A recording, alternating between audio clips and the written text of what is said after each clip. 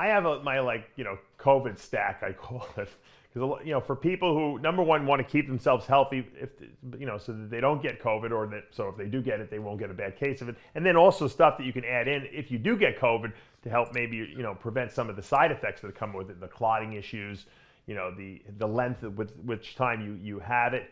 And I want to just say one thing before I even go into these supplements. If you have COVID, and I know a lot of people have been getting this new Omicron variety, it doesn't seem to be quite as bad in terms of the effects of it, but a lot of people are getting it. Don't go to the gym. I have some clients, that were like, I don't think they realize that. It's almost like people think Omicron is not COVID. They think it's like some other virus. It's COVID. Don't go to the gym. You're going to get people sick. I don't care if you wear a mask or not. Stay out of the gym until you test negative for it. It's not, that's why it's spreading, because people are not staying in the house because they don't, what the problem is, they don't feel that bad because it's not really a very virulent strain of COVID. So they get maybe a little fever for one day, they stay home, and then they think, oh, I feel good, I'm going to go out and you can't go out until you test negative for the thing, okay? You don't want to get people sick. All right, having said that, I feel like my conscience is cleared. Supplement-wise, obviously you want to take all your vitamins and minerals, okay, and trace metals, okay? That should always be something that you take. That's your base. That's why I produced V Mineralized. I mean, that's chelated minerals, vitamins in effective dosages, specifically chelated zinc. We know works tremendously well against inhibiting the viral, the COVID virus from replicating. The key is getting the COVID, the zinc chelate into the cells.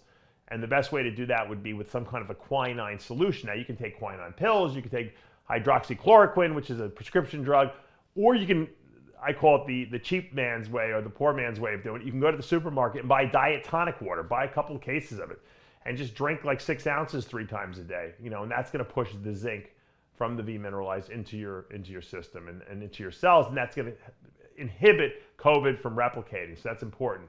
You also want to take essential fatty acids, fish oil specifically, at least 3 grams per day to inhibit the clotting aspect of COVID, because we know that the spike protein, which is what attaches to the cells from COVID, the COVID virus, causes some kind of clotting cascade in the body, and it can increase clotting, okay? We know that omega-3 fatty acids from fish oil inhibit clotting, okay? So much so that I've had bleeding incidents when I've had surgery and I forgot to go off the omega-3. So take your Omega-Lyze. Not only does the Omega-Lyze have the fish oil in it, it has evening primrose, which is an omega-6 fat that's anti-inflammatory as well. Remember, inflammation also incites problems in the body, causing that cytokine storm that we talk about, meaning that the immune system overreacts during COVID, which can make the issues worse, specifically in the lungs, and make it very difficult to breathe. So taking a good essential fatty acid supplement is going to blunt that effect that goes on in the body, and that's what we want. Reduce inflammation, okay? Reduce the cytokine storm, prevent clotting. That's very important. Taking that vitamin D3 is really important too, because vitamin D3 gets drastically depleted, we've seen, with COVID. So, I mean, my V Mineralized formula has 2,000 IUs. You need more than that. You should take an additional 5,000 IUs on top of that every single day. That's something you should do all the time, whether you have COVID or not. So, very important. Also, if you get COVID, taking additional vitamin C can be helpful as well. 2,000 to 3,000 milligrams per day of like a conventional vitamin C. Some of the new liposomal vitamin Cs are really good. You can kind of get away with taking a little less. It kind of lasts in your system a little bit longer. I did a video on that. You can check that out. Sid could maybe link that to this Ask Dave topic. I think that's probably it's a little more expensive, but if you don't want to spend the money on the liposomal, just do 3,000 milligrams of vitamin C spread out throughout the day.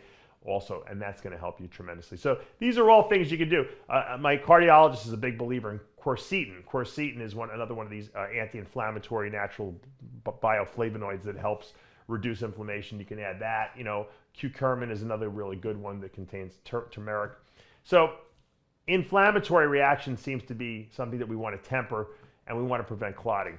The great thing is that a product like Omega-Lyze does all that in one formula. So these are things you should do anyway for general health. And I've been, talking about this probably ad infinitum for the last, 25 years about what stuff you need to take on a regular basis. Now that people are getting sick and they're realizing that mineral depletion, vitamin depletion makes things worse. Now they're really trying to investigate and really invest heavily in what they're taking supplement-wise.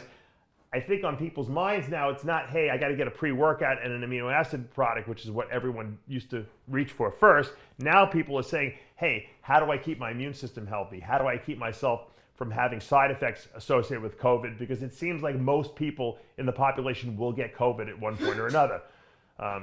Tyler just sneezed. Now we have to put him in quarantine for 2 weeks. Okay. Symptoms. That's it, pretty much in a nutshell.